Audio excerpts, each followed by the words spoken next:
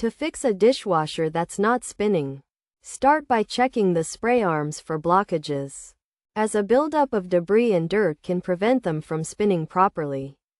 Remove the dishwasher basket to access the spray arms and clean them out. Next, inspect the circulation pump, as a malfunction can cause the spray arms to stop spinning due to insufficient water pressure. Clean the pump if necessary.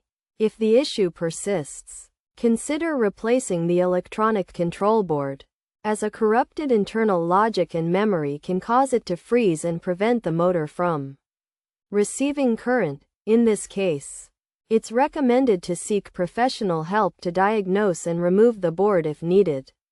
Additionally, if the sprayer arm is damaged or non-functional, replacement may be necessary, and a technician can assist with removal and reinstallation. By taking these steps, you can easily fix a dishwasher that's not spinning.